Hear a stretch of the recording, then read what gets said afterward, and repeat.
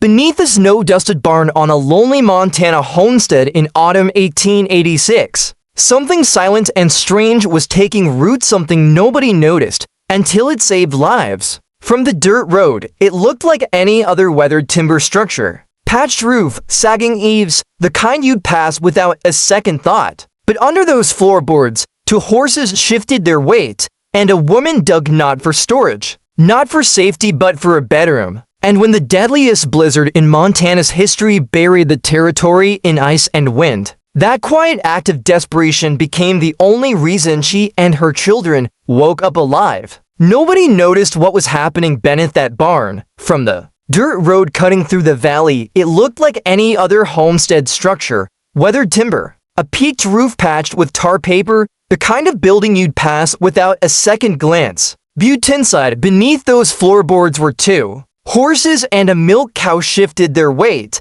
Something unusual was taking shape. A woman was digging. Not a root cellar, not a storm shelter, a bedroom. And when the worst blizzard in Montana's recorded history buried the territory under snow and ice, that strange addition, the one her neighbors had quietly mocked, became the reason she and her children survived while others barely made it through. If you want to see one practical survival lesson every week that actually worked when lives depended on it, hit that subscribe button right now. Drop a comment telling me where you're watching from, and let's dive into a piece of frontier engineering that changed how people thought about shelter. Eleanor Pritchard was trying to prove anything. She was a 32-year-old widow with two children, a boy of 9 and a girl of 6, working a homestead, claimed 3 miles outside what would eventually become the town of Lewistown. Her husband had died 18 months earlier from pneumonia, the same winter illness that seemed to hunt through every drafty cabin in the territory. When temperature struck,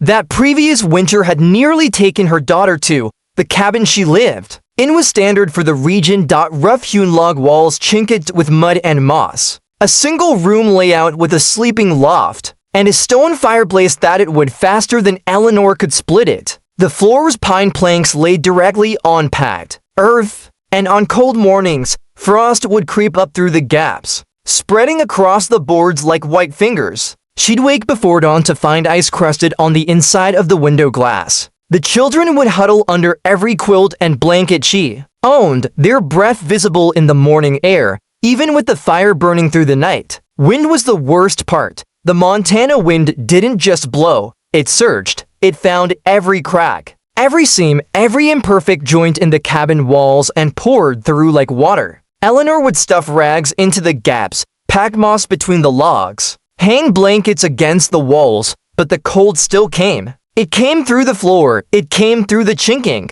It came down the chimney when the wind direction shifted. By February of that first winter alone, her daughter had developed a wet cough that wouldn't clear. The child spent 3 weeks wrapped in blankets by the fire, skin pale, fever spiking a night. Eleanor burned through half her winter with supply, keeping that one room warm enough to fight the sickness. The girl survived barely, and Eleanor decided something had to change. She started paying attention to the barn. The barn was smaller than the cabin, just 20 feet by 16 feet, but stayed noticeably warmer. She noticed it the previous winter when checking on the livestock. The two horses and the milk cow generated body heat, and their breath added moisture and warmth to the enclosed space. Hay stacked in the loft acted as insulation. The barn's foundation was partially burned with earth on the north side, a practical detail that blocked the prevailing wind. Inside the barn on a night when the cabin was freezing,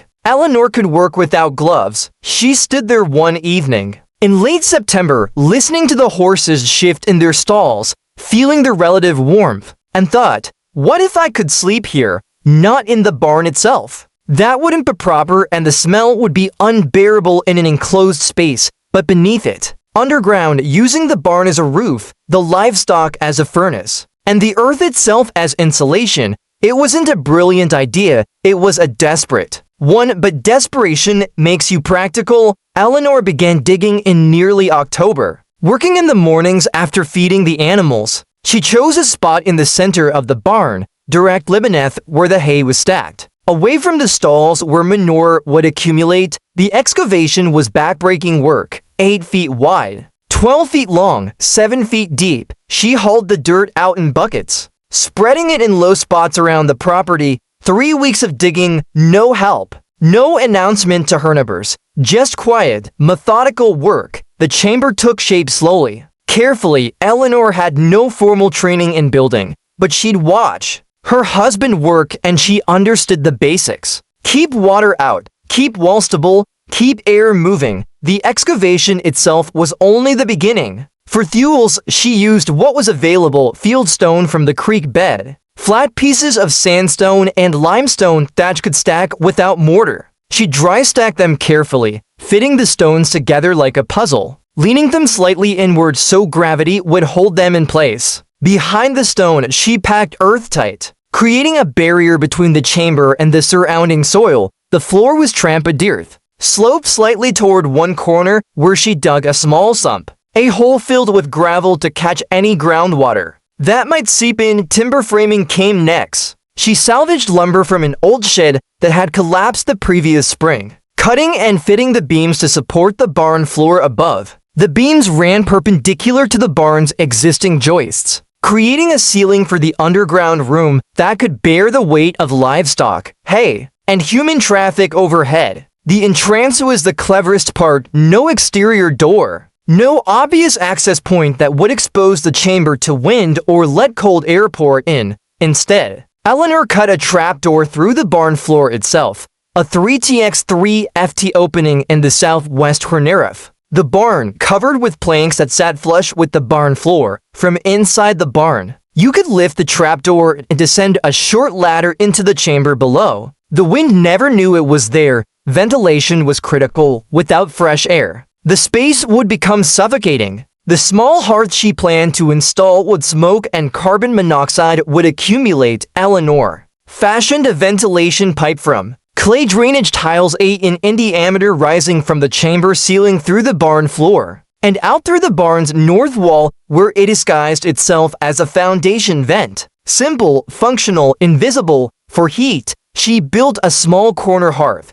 not a full fireplace. The chamber was too small for that. Just a firebox with aclay flue that vented up through the barn wall. The firebox was lined with fire brick. She'd traded eggs and butter for at the general store. It only needed to hold a modest fire. The real heating system was the earth itself. 18 in offic soil surrounded the chamber on all sides. 18 in a thermal mass that would slowly absorb heat from the small fire and radiate it back over hours. The Earth's natural temperature at that depth, somewhere between 45 and 50 F, meant the chamber would never freeze, even without a fire. Above the chamber, separated only by timber beams and the barn's floorboards, 2 horses and a cow lived there. Routine lives, their body heat, measurable, consistent, free, radiated downward. On a cold night, that animal heat could add 3 to 5 degrees to the chamber's temperature. And above the animals, stacked 8 feet high, sat the hay, a blanket of dry grass, acting as insulation between the barn roof and the space below. Eleanor furnished the chamber simply: a rope bed frame with a straw tick mattress, 2 smaller pallets for the children, a small table, a shelf for the oil lamp, and a water pitcher. Blankets, a trunk for clothes, nothing more. It was strange. She knew that a bedroom carved into the earth beneath a barn, a sleeping space where the ceiling was a floor, where a livestock walked overhead, where the walls were stone and dirt. It didn't look like a home, it looked like something else, but it was warm, and warmth meant survival. By mid-November, the chamber was finished. Eleanor moved the children's bedding down first, testing the space, checking the ventilation, burning small fires in the hearth to make sure the flue drew properly. The air stayed clear. The temperature held steady. The children, young enough to think it was an adventure, asked if they were living in a cave now. For the winter, Eleanor told them just for the winter. People noticed, of course. In a territory where homesteads were spread miles apart, where survival often depended on neighborly cooperation, people paid attention to what others were doing, and what Eleanor Pritchard was doing seemed off. Nobody confronted her directly. That wasn't the way of it. But the talk started quietly, the way it always did. Samuel Corcoran, who ran the close neighboring claim about 2 miles east, rode past one afternoon in late November and saw Eleanor emerging from the barn carrying blankets. He mentioned it that evening to his wife, who mentioned it to another woman. At the church gathering following Sunday, she's sleeping in a barn now. Apparently, the barn. That's what Samuel said, saw her coming out with bedding. The women exchanged looks, the kind of looks that said more than words. One of them, Margaret Yates, a school teacher who'd moved to Montana from Pennsylvania, spoke carefully, I suppose, well, she's been alone since Henry passed. Maybe she's gone.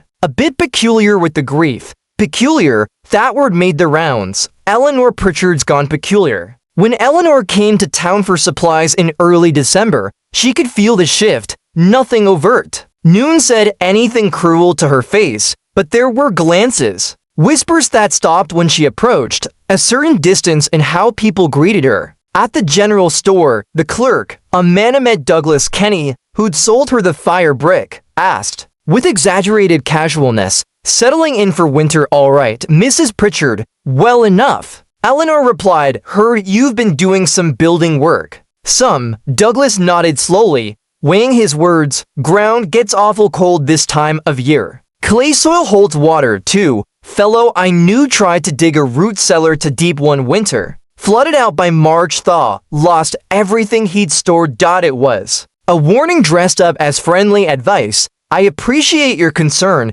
Eleanor said evenly, but I've accounted for drainage. She paid for her flour and coffee and left without elaborating. The mockery was never loud. That was the strange part. In the stories people tell about innovation, there's usually a villain, some authority figure who publicly condemns the new idea, who tries to shut it down, but Eleanor didn't get that. What she got was softer, more insidious. She got pity, poor woman living like a prairie dog. That's no way for a Christian woman to raise children. Isaac Brennan, an older homesteader who'd been in the territory since before it was a territory, saw a leaner splitting goon one afternoon and stopped his wagon to talk. He was a broad-shouldered man with a beard gone mostly gray. The kind of man people listen to because he'd survived things. Mrs. Pritchard, he said, tipping his hat, wanted to check in. Make sure you're managing all right. Managing. Fine, Mr. Brennan, thank you.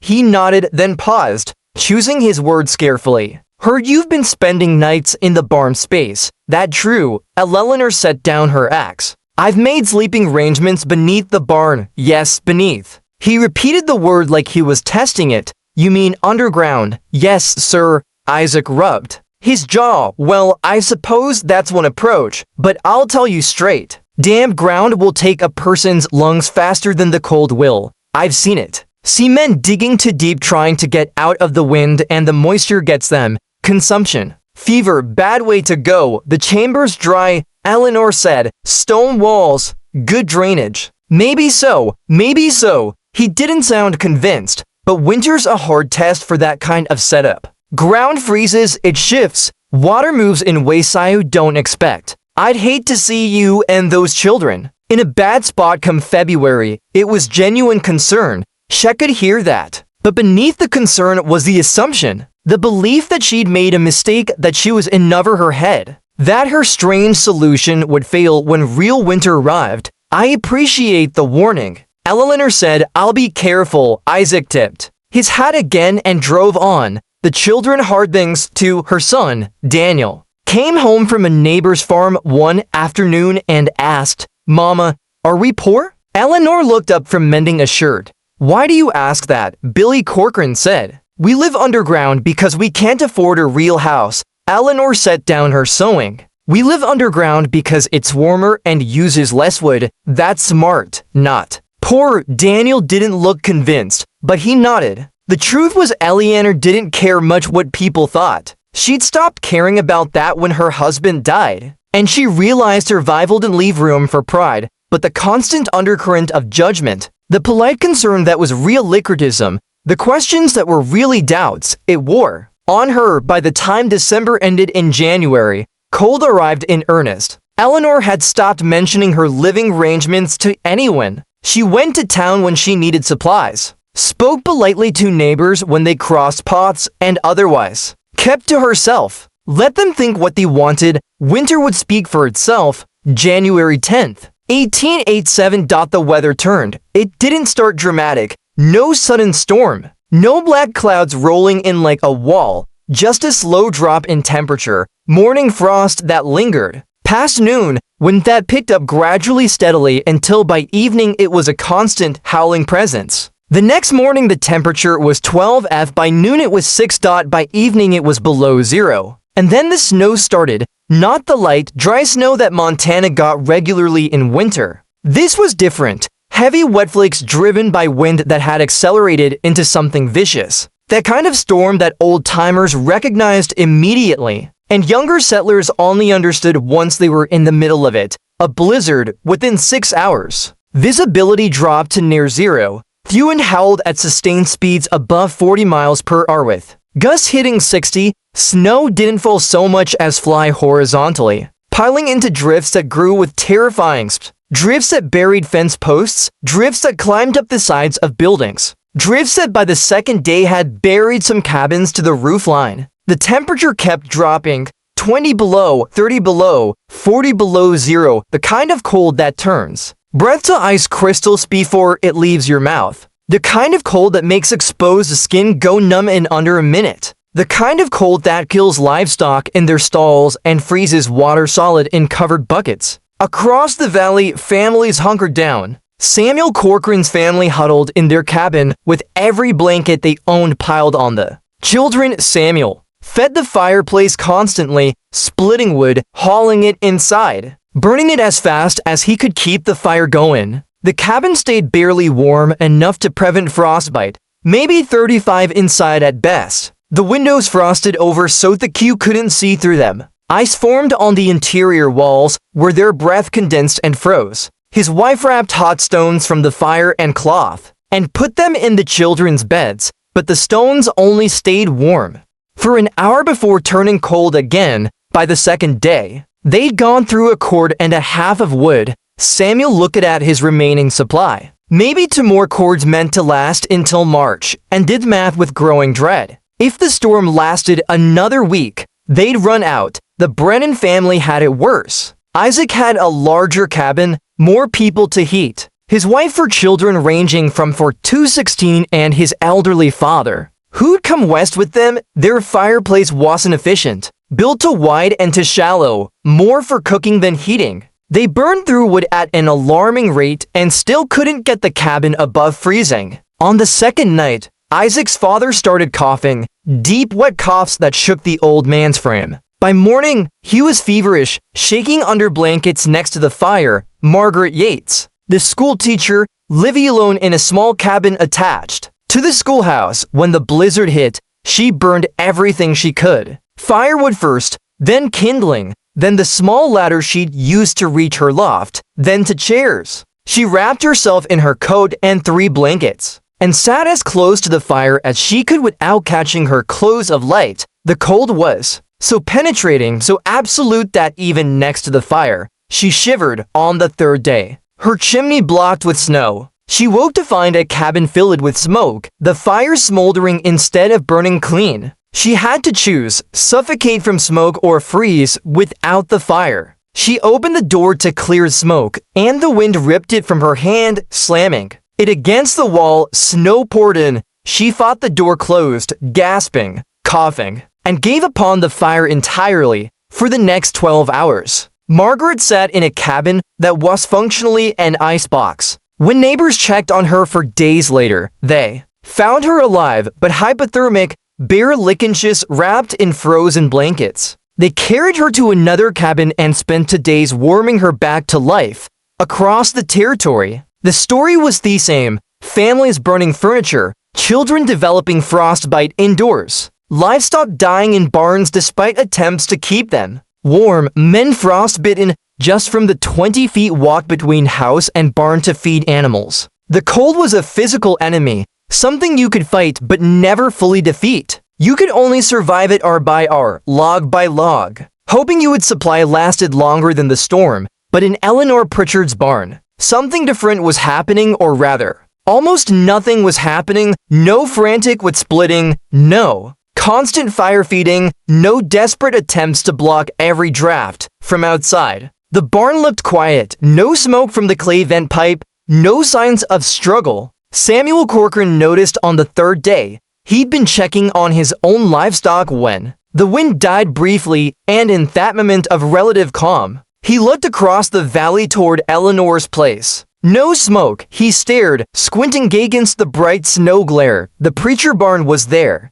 half buried in drifts, but intact. The cabin next to it's too dark and cold looking, but the barn, nothing, no smoke, no activity. Samuel felt a cold knot of dread form in his stomach. She's dead. They're all dead, he told his wife that night, voice heavy. I'll check on them when this breaks, but I think we're going to find bodies. Stay with me because what happened next changed everything. They thought about shelter. Samuel Corcoran waited until the fourth day. The wind had finally dropped to something manageable. Still bitter, still dangerous, but no longer the howling wall of force that made travel impossible. The temperature had climbed slightly, maybe -20 instead of -40, progress in its way. He bundled himself in every layer he owned, wrapped a scarf round his face until only his eyes showed, and set out on snowshoes toward Pritchard property. The snow was waist-deep in places deeper where it had drifted.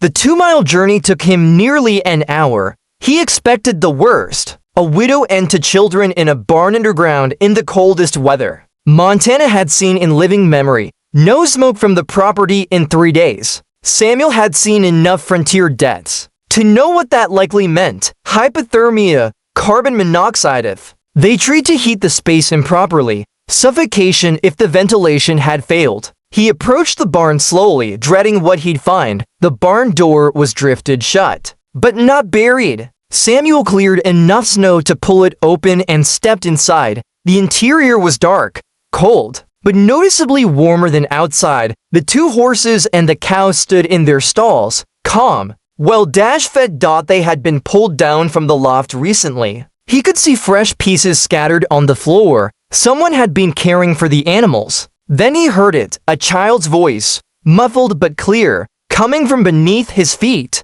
Mama, is that someone upstairs? Samuel nearly fell over in shock. He looked down and saw it. The trapdoor barely visible in the dim light. A voice came up through it. Adult female, cautious. Who's there, Mrs. Pritchard? Samuel's voice cracked slightly. It's Samuel Corcoran. I came to check on you. There was a pause. Then the sound of a ladder being positioned, and Eleanor's face appeared in the opening. Rising up through the floor. She looked fine. Not frostbitten, not hypothermic, not desperate. She looked like a woman who'd just woken from a decent night's sleep. Mr. Corcoran, she said, climbing up into the barn. That's kind of you. We're managing well. Samuel stared at her. Managing well, yes, sir. But there's been no smoke, I thought. Eleanor nodded toward the clay vent pipe that emerged from the barn wall. Ventilation's working fine. I've only needed small fires and the smoke dissipates quickly.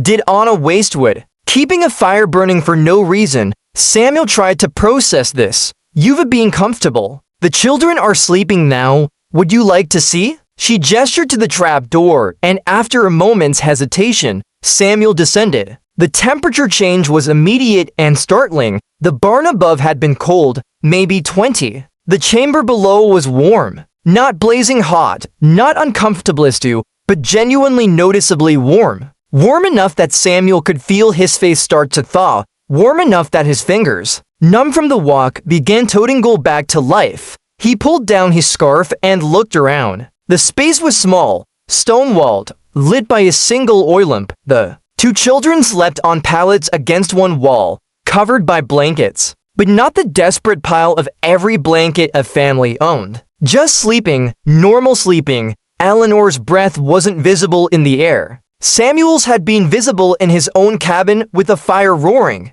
There was a small hearth in the corner, but no fire burned in it currently, just cold ashes from what looked like a modest fire hours ago. What's the temperature in here? Samuel asked. Eleanor had a thermometer hanging on the wall, a mercury tube model her husband had brought from back east. She checked it. 50 for right now. It was 57 last night before bed. Samuel's mind struggled with the math. 54 with no active fire when outside was 40 below zero. How he said simply, Eleanor explained, walking him through the design. The stone walls absorbing heat slowly and releasing it over hours. The earth surrounding them, holding a stable temperature. The livestock overhead, their body heat radiating down through floorboards. The hay above the barn acting as insulation. The smell-efficient fire she burned in the evening. Just enough to add warmth to the mass, which then held it through the night. I burned maybe 1/8 of a core in the last for days, she said,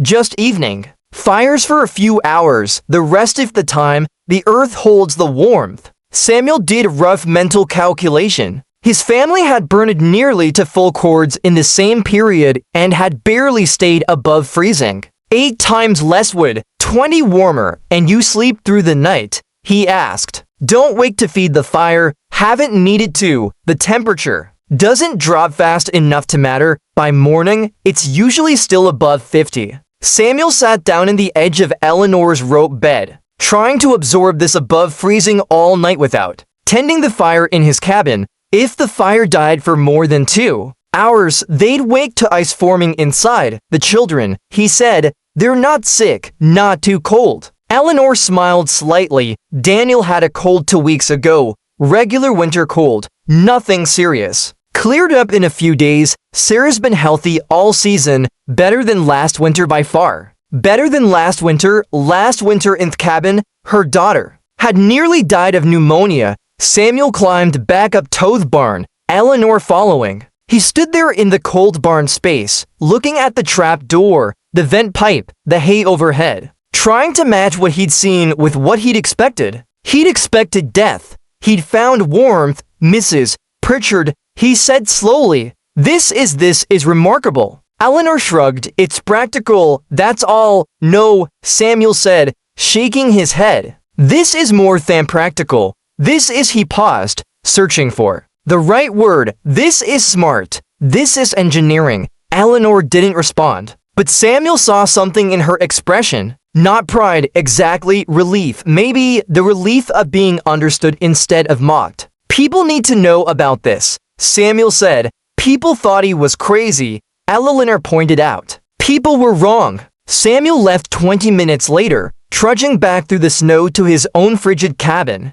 His mind was racing, the temperature difference, the wood savings, the stability, the fact that Eleanor Pritchard and her children were sleeping comfortably, while everyone else was fighting to survive. He told his wife that evening, describing everything he'd seen. She listened first with disbelief, then with growing interest. 54. She repeated, with no fire burning at the time I was there, yes. And the children sleeping like it was spring. His wife was quiet for a moment, then said, we mocked her. We all mocked her. We did. Samuel agreed. The next morning, despite the ongoing cold, Samuel walked to the Brennan place and told Isaac what he'd found. Isaac listened, skeptical at first then thoughtful. You're saying she's warmer underground than we are in proper cabins? 20 warmer, using a fraction off the wood. Isaac rubbed his jaw. The same gesture he'd made when warning Eleanor about the dangers of underground moisture months earlier. Well, he said slowly, I suppose the first was wrong about that. By the time the blizzard fully broke a week later and travel became possible again, the story had spread. Samuel told neighbors. Isaac told others. People who had been suffering through the cold, burning through their wood supplies at terrifying rates, suddenly heard about Eleanor Pritchard sleeping warm underground, on almost no fuel. The reaction wasn't immediate acceptance. Some people remained skeptical, but desperation is a powerful motivator. And another winter would come eventually. People started asking questions. The visits began in late February. First, it was Margaret Yates, the school teacher who nearly frozen in her smoke-filled cabin. She arrived at Eleanor's Homestead on a clear, cold afternoon with a notebook and pencil. Mrs. Pritchard, she said directly, I'd like to see your underground room if you'd permit me, and I'd like to take measurements. Eleanor showed her. Margaret descended into the chamber, pulled out her measuring tape. and spent an hour recording dimensions, width, depth, ceiling height, wall thickness, hearth size, ventilation pipe diameter. She sketched a rough diagram, asked questions about drainage, about stone placement, about how Eleanor managed moisture. "I'm building a new cabin this spring," Margaret explained, "and I'm not spending another winter like the last one if I can incorporate even part of this design." She wasn't the only one. Isaac Brennan came next, bringing his eldest son. They examined the stone walls, the timber framing, the trapdoor entrance. Isaac was particularly interested in the ventilation system, how air moved through the space, how the fire drew properly despite being underground. "How about a root cellar?" he said thoughtfully, done 5 years back. "Never thought about making it livable, but if I extended it, added proper walls, cut a vent." He looked at Eleanor. "Would you mind if I copied this?" "Copy whatever you like," Eleanor said. "It's not a secret," and that was the pattern. No formal publicity, no newspaper article, no announcement at church. Just quiet, practical sharing. One neighbor telling another, families visiting, measuring, asking questions. By the following autumn, the autumn of 1887, for families within 20 miles had modified their root cellars into winter sleeping rooms. They weren't exact copies of Eleanor's design. Some used different stone. Some incorporated the space under an existing cabin instead of a barn. Some made the rooms larger or smaller depending on family size, but the principle was the same. Go underground. Use thermal mass. Minimize loss. Let the earth do the work. The Johnson family, who lived 8 miles south, built what they called a winter parlor, a semi-underground space attached to their cabin where the whole family could gather in the evening. They reported using 40% less wood that winter compared to previous years. The Kowalski family, recent Polish immigrants who'd suffered badly during the '87 blizzard, dug a full underground room beneath their barn before the following winter. They added a clever innovation, a sand bed beneath their sleeping platforms that they could heat with coals wrapped in sheet metal, creating a slow-release heat source that lasted through the night. Douglas Kenny, the general store clerk who warned Eleanor about flooding, started stocking more fire brick and clay pipe. He mentioned to customers that there was increasing interest in underground construction, and that he could order specific materials if needed. By 1889, the local newspaper, a small weekly called the Fergus County Advocate, ran a brief article titled "Modern Pioneer Shelters, Underground Rooms Gain Favor." The article mentioned Eleanor by name, describing her as a widow who innovated a practical heating solution during the harsh winter of 1887. The article was 3 paragraphs long and buried on page 4, but it marked a shift. What had been seen as strange was now seen as smart. What had been mocked was now admired. Eleanor herself remained modest about the whole thing. She didn't seek recognition, didn't claim to have invented anything revolutionary. When neighbors asked her about the design, she'd shrug and say, "I just used what was available." But the legacy spread beyond personal recognition. By 1892, homesteading guides published in Montana began, including brief sections on earth-sheltered sleeping quarters as an option for families building in cold regions. The descriptions were basic: dig below frost line, ensure drainage, ventilate properly. But the concept had entered the formal literature. Architectural pattern books from the era started showing Montana-style basement sleeping rooms as an alternative to traditional cabin layouts. Some builders began incorporating partial underground spaces into new construction as a standard feature. The technique evolved, people experimented. Some failures happened: poorly drained rooms that did flood, inadequate ventilation that caused smoke problems, structural issues when spaces were dug too large without proper support. But the successes outnumbered failures, and each iteration refined the approach. By the early 1900s, as Montana Territory became Montana State and the frontier era faded, underground or partially underground sleeping space had become an accepted part of regional building tradition. Not universal. Plenty of people stuck with traditional above-ground cabins, but common enough that it wasn't considered strange. Eleanor lived on her homestead until 1903 when she sold the property and moved to Lewistown to be closer to her daughter, who'd married and started a family. The new owners of the property, a young couple from Iowa, specifically wanted the place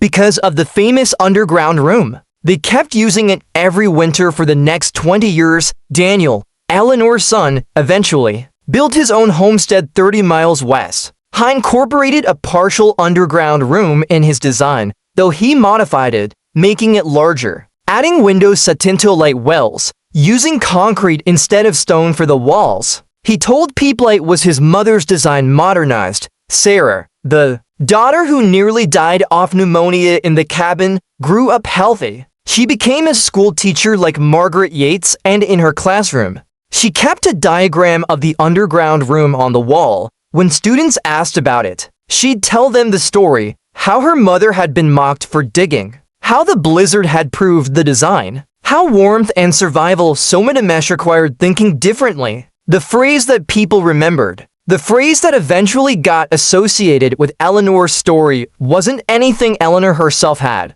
said. It came from Samuel Corcoran years later when someone asked him about the underground room innovation. She wasn't being strange. Samuel had said she was being practical, and sometimes practical looks strange until the crisis proves you right. That was the lesson that stuck. Not that underground rooms were a miracle solution. Not that everyone should abandon traditional building. But that survival engineering often comes from quiet observation, from necessity, from someone willing to try something different. When the conventional approach isn't working, Eleanor Pritchard didn't invent underground housing. Humans have been using earth-sheltered structures for thousands of years, from ancient pit houses to saw homes to modern earth buildings. What she did was adapt the tangent wisdom to her specific situation, using materials at hand, solving a problem that was killing people, and in doing that, she reminded a whole region of frontier settlers that sometimes the old ways, the ways that seemed primitive or backward,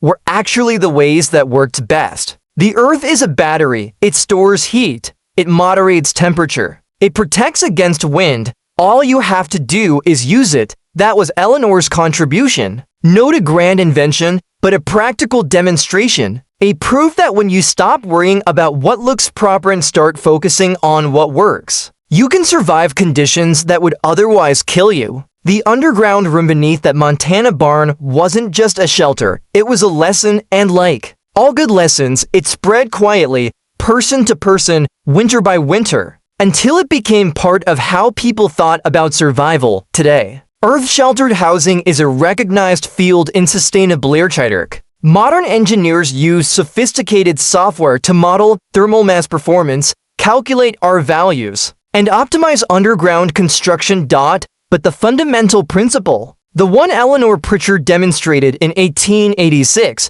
hasn't changed. Go underground. Use the Earth's stable temperature. Minimize heat loss. Let natural systems do the work. In an era of rising energy costs and growing interest in off-grid living, Eleanor's century-old design remains relevant, not as a historical curiosity, but as a practical template. The materials change. Modern builders use concrete, foam insulation, mechanical ventilation, but the physics stays the same. Warmth isn't about fighting the cold with constant energy. It's about storing what you have, protecting what you've stored, and letting natural systems sustain it. Eleanor understood that. She understood it because she had to. Because survival demanded it. Because when your children are cold and your wood is running out and the frontier doesn't care about your pride, you find solutions that work. That's frontier engineering, not grand, not glamorous, but brutally effective when it needs to be, and sometimes that's exactly what saved your life.